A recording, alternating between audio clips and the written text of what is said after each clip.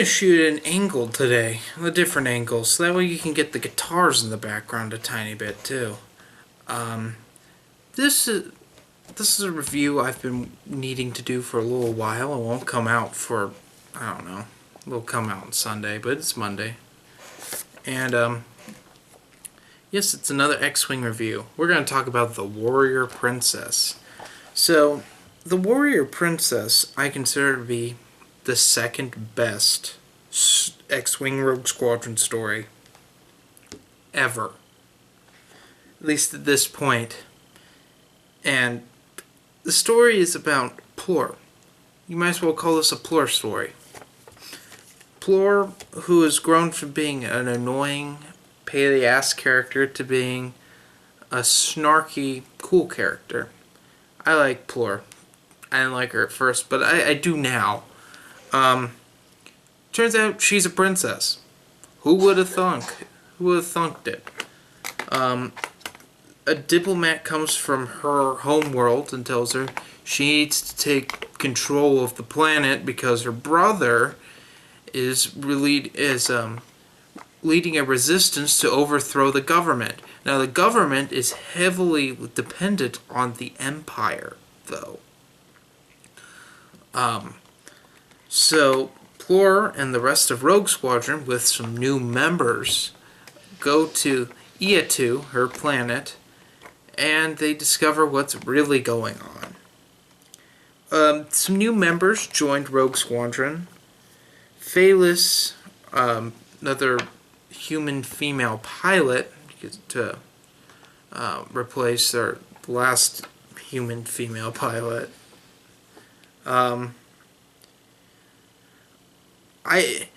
Ibistins, who's a Moncal.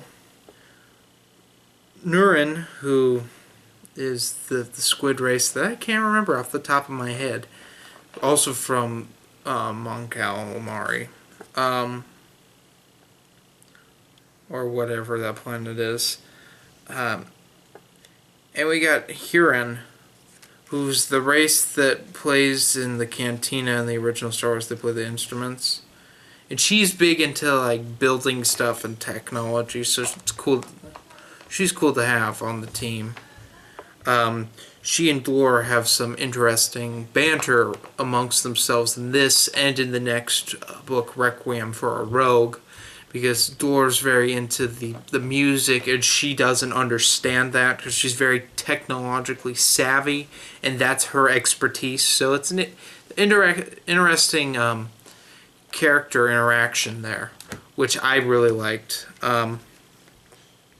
Phalis doesn't do much in this. I mean, she does some stuff, and I'm sorry that the family is screaming at the top of their lungs. But she comes into play much later down the line in Michael Stackpole's series. Nurin has one of my favorites. He does this full Rambo thing, and we'll get to that in a little bit when I just talk about the plot of this. So, spoilers ahead. Overall, I love this story and highly recommend it. So we're going to get into the spoilers here. Turns out Moff Tavira is manipulating this whole crisis because apparently, well, I'll get to that in a minute too. Sorry, I'm jumping all over because I really love this story.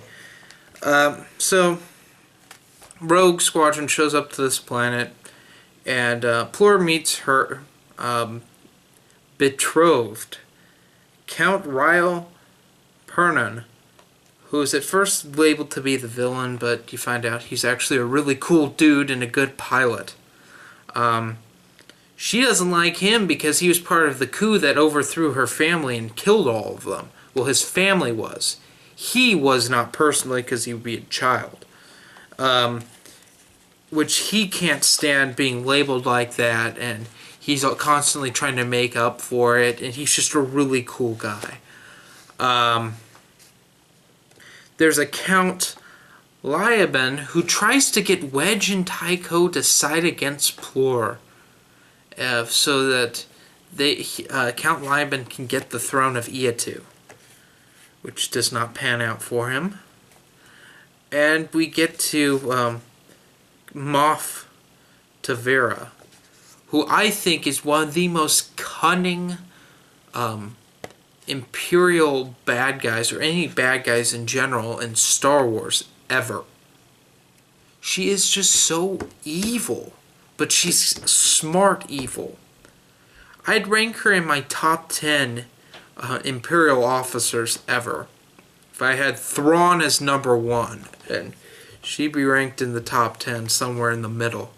She is just a cunning villain, and she turns out Plor's brother's been dead because Plor killed her brother.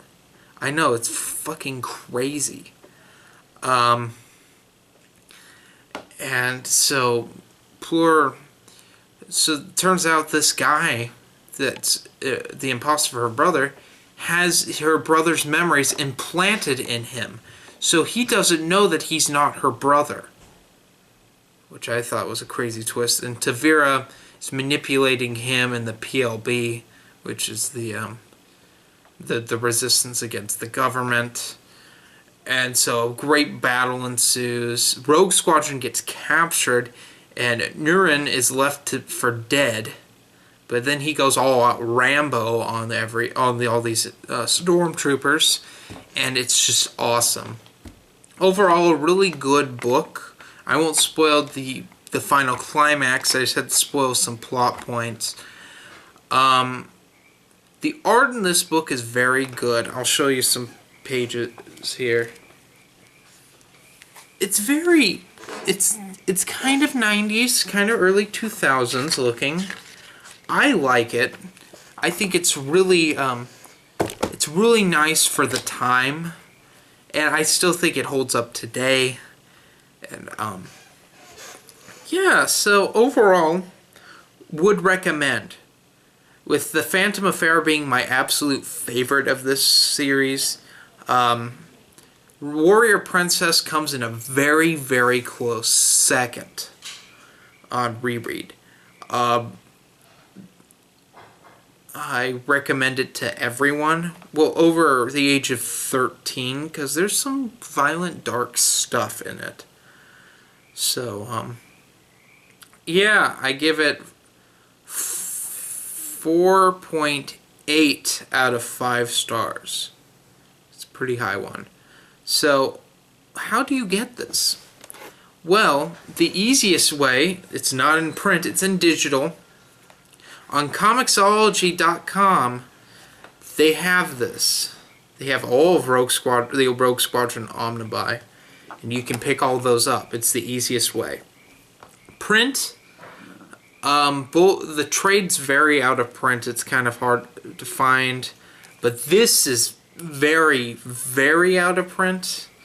You'll be paying an average of $50 for this, sometimes higher. I mean, it's not as bad as the first one of these, which averages $100. But this is really hard to get now, because it's the second Dark Horse Omnibuy, I think, ever that was like this, in this kind of semi-digest size. The single issues, I have one of the single issues. The single issues for all of Rogue Squadron are pretty cheap. So if you're into reading things in the single issues and collecting the single issues, I would recommend. That's the second easiest. It's pretty cheap. So yeah, that's my review of The Warrior Princess. Join me next time when I finish this omnibus with Requiem for a Rogue. Prepare for sadness, guys.